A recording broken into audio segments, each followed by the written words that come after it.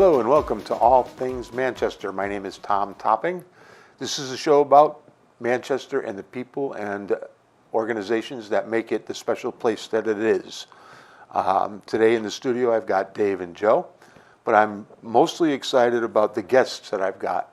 They're from the Recreation Department. I've got the director and one of the lead supervisors. I'll start with introducing Calvin. Calvin, could you introduce yourself? Tell us a little bit about what you do and how long you've been with the department and whatever else you'd like our audience to know. Yeah, thanks, Tom. First, thanks for having me and the Recreation Division. Again, I'm Calvin Harris, Senior Recreation Supervisor for the Department of Leisure, Family, and Recreation. My main responsibilities are I do a lot of the permitting of the field. So if you're looking to permit a soccer field, baseball field, any kind of ball field, green space, I'm your guy. With the help of course, the team that I have surrounding me. I also do a lot of the day-to-days with the supervisors, other full-time people. I'm heavy in the partnership, collaborations with other departments in town. And I've been with the town for going into my 21st year now, loving every second that I am blessed to be doing this. Manchester is a phenomenal community. There's something to do for all, and I'm just very proud and blessed to be a part of that. Well, thank you, Calvin. And I'm also very excited to introduce someone I've had the opportunity to interview before. His name is Chris Silver, and he's the director of the department. Chris, you want to tell us a little bit about yourself and your vision, which is amazing, if I might say so myself. Well, it depends on the day, right, or what goes on in my head. But I'm the director for the department. I've been working for the Recreation Department, or the Department of Leisure, Family, and Recreation, although it's had many different iterations in terms of names and sort of administrative structure. But I started in 1985 as a soccer ref and a camp counselor, going to school and coming home on the summers. And that really, the work with the rec department during that time, and really having my first understanding of how young people viewed me as a mentor, as just this awesome guy that works at the camps, and kids just, respond to that. I really liked that I could help kids. But anyways, that's where I started. So I've been with the department since '85. I've been in this position for about 10 years. I went through the ranks just like everyone else in every part-time position you could imagine, and as a rec supervisor, then as assistant director. Then I went over to Neighborhoods and Families when we did our Children, Youth, and Family Master Plan. Then I came back to Parks and Rec when we reorganized as Department of Leisure, Family, and Recreation. So for about 10 years, myself, Calvin, and the team that I have, and you'll meet Kathy later, we were such a collaborative group. We are a working family, and we are very excited about the work we do because what positions Manchester well within the state, being competitive, is we have a vision, we have a plan, we are a shovel-ready community. So when money becomes available, whether it's state grants, federal grants, we are ready to pivot and move and compete, and we're able to get that funded because we're a ready and planned community. And what we do, and the Children, Youth, and Family Master Plan was one of our first plans, but now we have a Parks and Facilities Master Plan that really looks at the infrastructure and the programming, but primarily the infrastructure. So that plan, but the town has other plans, Plan of Conservation and Development with the Plan and Economic Development Department, the Senior Center and the Senior Planning, human service plans. All of our plans, we make sure that they inform each other and are aligned. So I'm not just moving in one direction with the vision. We are moving in a aggregated direction, one vision, all coordinated together and aligned. I've been to some of the meetings with some of the senior managers, including you, and I've seen that interaction that you have with Steve and each other, and it's really very amazing. Plus, I think you're very receptive to outside ideas. You listen. That's how the skate park came about. If you don't mind, I'd like to talk, I'm not sure which one of you to go to, but a little bit about the skate park. Because that's one of the first things that people see now when they come to downtown Manchester. Yeah. They get off the highway and they get this view of this beautiful new park. And I'd like you to talk about that if you don't mind. Yeah, I mean, this is the second generation skate park. The first one was in the around 2000. It aged out, and it was very obsolete in its style of pieces. So, but it got to the point where it was dangerous, and we had to take it down. But there was also a need for cricket and a growing need for that in the community. So that was why we put the cricket field in the north end, which led skateboarders to say, "Hey, what about us?" And we said, of course. And we love groups that can organize and work in partnership with us, because if you want something in the community, if you see a need and you want it, the best people to work with are the citizens that are willing to be part of the solution.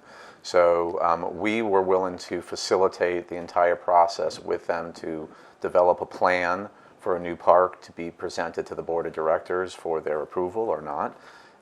They, of course, was approved, and then that really brought us to finding a location, and we ended up at the Bennett Field, which was what it was referred to then.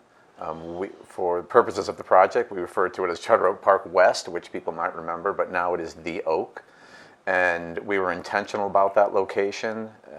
We were intentional about the type of park we wanted to build, something extraordinary that had a regional draw. It was positioned as an anchor, one anchor, along with others, the library being the next one, really on this end or the south end of Main Street. You know, we want people to come off that highway, come down into downtown, see the vibrancy and the people thriving in the park, in this big, beautiful park next door, as you come over the 384 ramp to downtown, and then passing right into downtown to all the other new investment that's going on, such as the library and other things as well. So, I live not too far from there, and you can come off that highway in the dead of winter, when you don't think it's a fit day out for man or beast, and the Absolutely. young people are out there with their skateboards and their parents are watching them. It's just a really beautiful thing, and it's I think something that you and the town should be proud of. yeah, and you know, Calvin has spent a lot of time, like I'm talking more about the skate park, but in addition to the Oak is the artificial turf field, Yeah. which has been a great resource for our local sports organizations. But Calvin, if you want to talk a little bit about. Yeah, I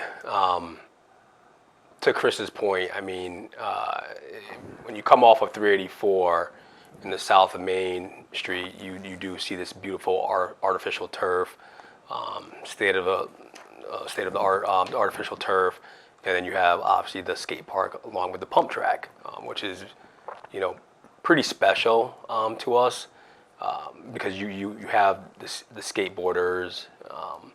And the scooters, but then what about your BMX bikes, and then your little ones that just want to feel the flow of a skate park without having all the obstacles to it.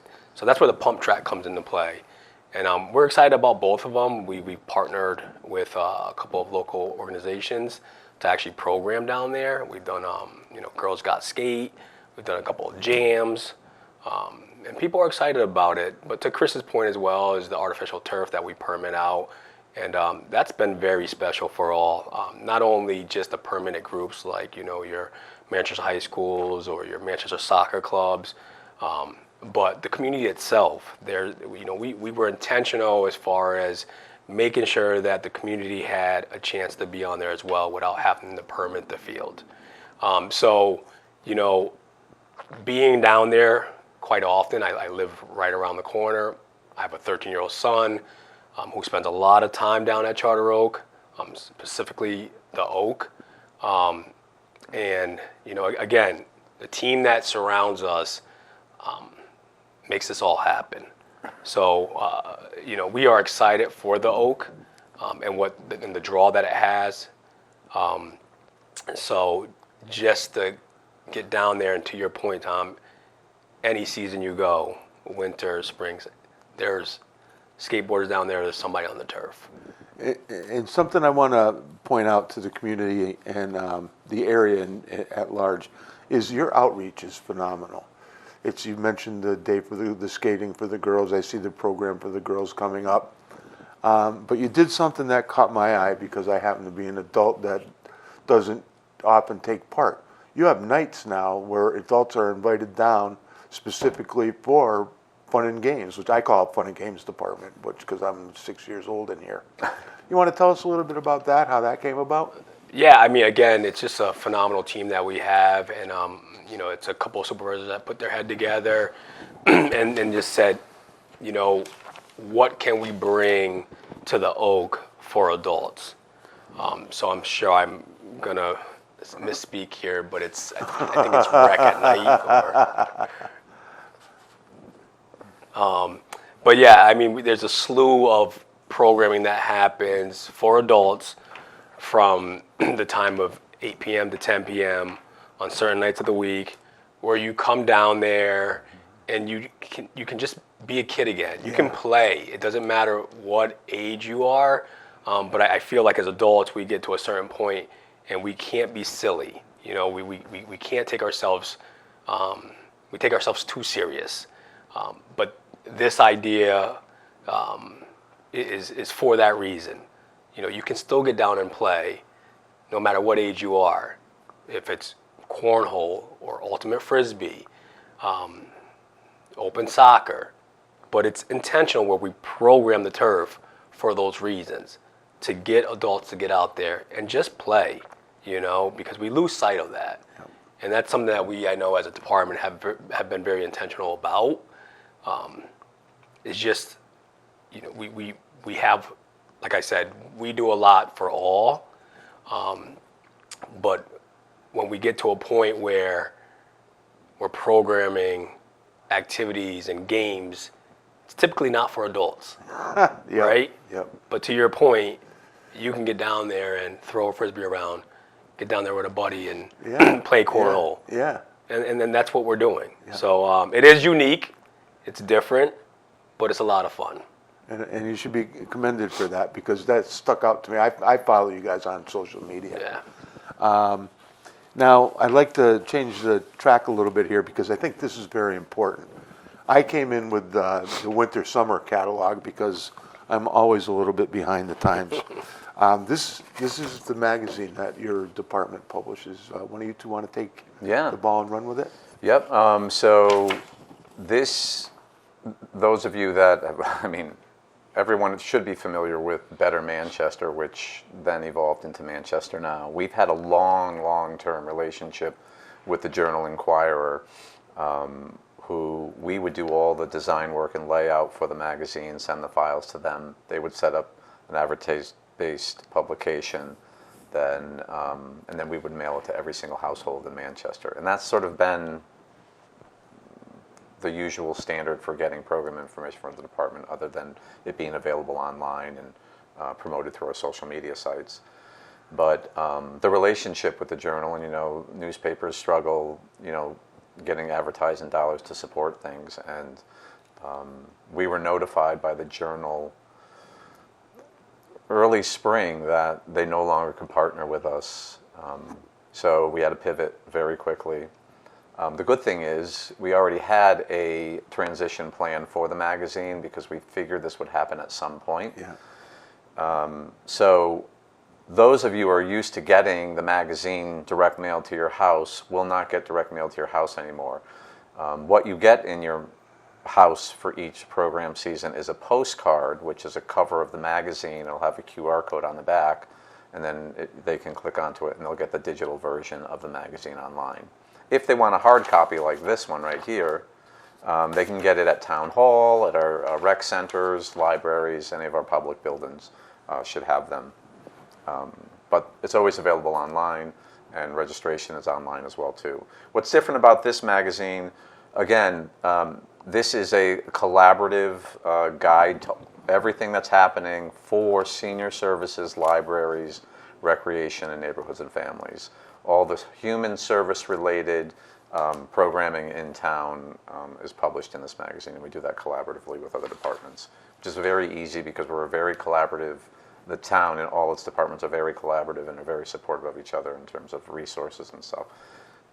So we're really excited about the magazine, the new catalog and its look and its layout. Well, as an outsider, I can tell you right now, this is coffee table stuff.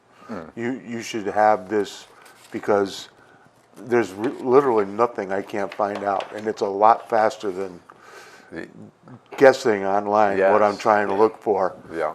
You've got it, categorized and everything. I think you do a really wonderful job with that. Yeah, and that's you make another good point, and it's just a different feature about this issue and moving forward is you can go through a catalog and there are hundreds of things to look at,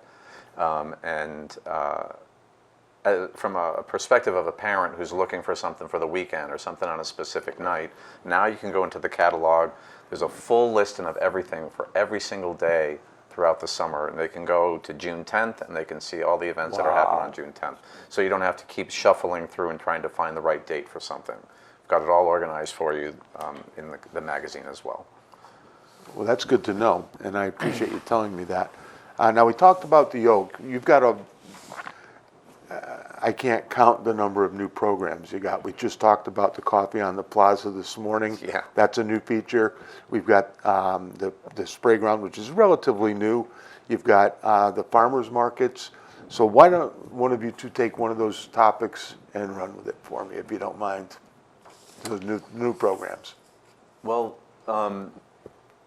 not to get too much into the project itself, because when Kathy comes on, we want to talk about the East Side Plaza. Okay. But there is new programming on the plaza, and we'll talk about that project. But with the new plaza, we have new programming right down in the neighborhood, which is a function of the Neighborhoods and Families Division.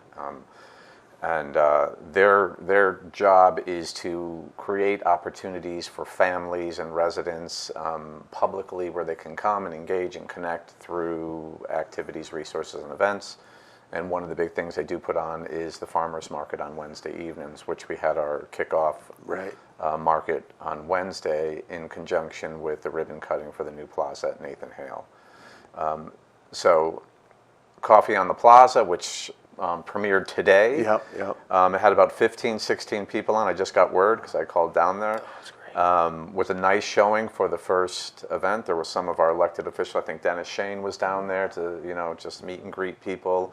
There'll be guest speakers. The town manager will come last down Friday one of day every month? Yep. Yes. Well, I'm sorry. Last Friday of every month? Tuesday. Last Tuesday. Every Tuesday. Okay. Every Tuesday, and then every Friday is homemade on the plaza. Okay. And people can come. You have to register, but you can come. And if you look you got to go to Manchester Now.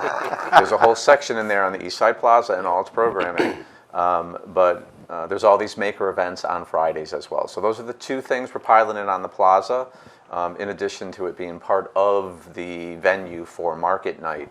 And I have to tell you that even though it's not a program, it's just something the kids do independently with the new plaza and the spray fountain. I don't want to call it a spray pad. It shouldn't be seen as the same as the Verplank spray pad.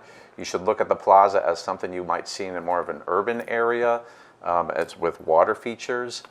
But the kids, the first day that water worked, and that was last Wednesday, we had, the plan was to, hit the button and the water goes and we're open. But those kids got there before the park even opened, right after school. Some kid was like looking at it, examining it, touched the button, and the fountain went off, and they all went nuts, and it was just something amazing. And I'm gonna tell you what amazed me about the whole thing. I imagine myself as a kid growing up on the west side, and we didn't even have a pool over there, but there's a pool there now. But we had other ways to play, we figured it out as kids, and we had summer playgrounds. But when the fountain went on, and these kids from the neighborhood just came out of the woodwork, and they were just in there screaming and laughing and having the best time. And it reminded me of, back in the day when kids were out independently playing with each other. There wasn't anything organized. And all I thought to myself was, what we've done down here is created a space that these kids can come to, and the memories that they're going to create and the experiences they're going to have as a child growing up in this neighborhood, it's forever changed today. It's forever changed. Once that fountain went on, we created a whole new space and place for that neighborhood. And I think it's going to have a lasting impact on everyone there. So do I, and it's much more than just the pad. Yeah, I live in that neighborhood, but you asked to wait on that, so I'll wait. We'll get to it. Because I'm excited about that. Sure. But we can just segue right into Northwest Park with their farmers market and all you do over there, and the pavilion, which I think is an underutilized asset because people don't know. Yeah. That Well, it's theirs. that's a good point. And you can talk about the pavilion if you want. But the farmers market traditionally would run half the season at Spruce Street, and then we would move it up to Northwest Park the second half of the season. After the summer, we would do September, October. But with the investment in Spruce and new lighting and market lights and garden lights and everything, we're going to be keeping it down there all through October and not bringing it back to Northwest Park. So it won't be at Northwest Park this year. Oh, okay. It will stay at Spruce because that's where the investment was. Sure. And when we moved it to Northwest Park, we did it because we had lighting there. But now we have lighting down in Spruce too, so we can keep the market there and extend it. You have more than lighting there. You have all that parking, that beautiful parking. But like I said, we'll get into that in a bit because I'm very. This is my neighborhood. You know it is. You dropped me off at my house. Yeah, and the pavilion. It's funny that you said people don't know about it, and you're right in a sense because we looked at it a couple of years ago to look at the usage and the permit usage, and we hired a new supervisor, Anthony Mazzata, who came in, and we told him one of your goals is to increase the usage from I think it was 25 to 50 uses over the summer. He redid the whole usage package. We readjusted fees and did a marketing campaign around it, and he ended up reaching that goal. So now we're getting to the point where it's becoming very popular, and it's in demand. And the other thing is with the pavilion. I mean, we invested a little bit of money into it to kind of spruce it up a little bit. Again, our supervisor Anthony came in. Hit the ground running, adjusted some things, and now our rentals are way up over there. So the nice thing also with just getting into a little bit of the programming that we have is, we started a color dash over at on the north end at Northwest Park, which it's a free program. It's a couple food trucks. And again, we're excited because families are coming out together to experience this. So very successful this past May, our second annual one that we had. So Northwest Park, to your point, there's so many positive, milestones that we do come upon. But segueing into like our programming and Color Dash is our adult sports that we have. We have softball going on right now where we have over 65 teams. Men's and co-ed, our youth basketball program, which I still think is so unique because there's not too many recreational departments that still play in-house. They travel to other towns. We keep it centralized, and we still fulfill enough, participants where we can still have recreational youth basketball, and those parents enjoy that just because not every kid needs to go to travel. You can still experience and learn the ins and outs of the game. We have our summer camp starting at the end of the month, which is filled, very popular. Our aquatics program that's starting at the end of the month. So we're just super excited about the programming. Summer for us, and we're a very busy department, but summer for us is our busiest. All right, Chris, you're going to be with us for part 2 of this, so I'm going to turn to you now, Calvin. We've got about 2 minutes, minute and a half. What do you want the community at large to know about the Manchester Recreation Department that maybe you don't think they know about, or that you want them to know about? Well, I'll start out this way. It's our department, but I do want to touch on really quickly because I know we are running out of time. But we have the James Dutch Fogarty Independence Celebration happening, which is a free program. We had about 10,000 participants, residents, non-residents that showed up and experienced awesome food trucks, live music. That's happening on July 11th. Another, massive special event that we run. Larry Ash, who is the president of the Cruising on Main car show. We have that coming up August 2nd. Again, there's a huge draw that people just come out, huge community event. But as far as recreation in Manchester in our department, I'll brag a little bit here and say we are second to no one. It's because of, again, the willingness to participate, collaborate, and partner. And then the team that surrounds us. It's not just our internal team, but our external team is, Tom, you're a huge resource to us. So we appreciate everything that you do as well. But, get out, visit manchesterct.gov, get to the recreational page, and there is so much to do. Our social media is booming. We have a great person in Mia Hickey that does a phenomenal job in getting out there, and Taylor Nichols and Anthony Mazzata. And I just want to give these guys huge shout outs just because they do an awesome job. Josh Charette, Alicia Dumas, one of our admin, Colleen Munzo. You'll talk to Kathy McGuire next. The list goes on, and a slew of part-time people that really just make this happen, and they're just excited about the work that we do, as I am. And I've had the opportunity to deal with pretty much all of those folks. And well, you mentioned Colleen and Alicia. Yeah. They're like the gateway to the department. That's and the goal. they are so welcoming and so helpful. Yeah. And if you ask for it, it gets done. I'll tell you, we don't exist, we don't operate without Alicia and Colleen. Yeah. It just cannot happen. They are our glue, they're our backbone, and they're the ones that kind of hold us together. They're behind the scenes, but man, are they a part of the team like everyone else is. Yeah, they work hard. And they're very knowledgeable about everything, and I appreciate that. Gentlemen, it's been a pleasure. Thank you. I thank you, Chris, for coming in today. I'll see you in a minute. Yep.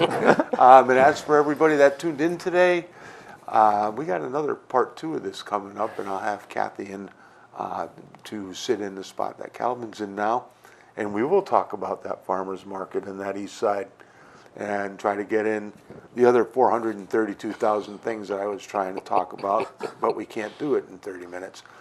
Till then, you can see us on Channel 15 on Thursday mornings at 11 o'clock and 6:30 p.m. Channel 14 in Manchester only throughout the week. Thank you for tuning in.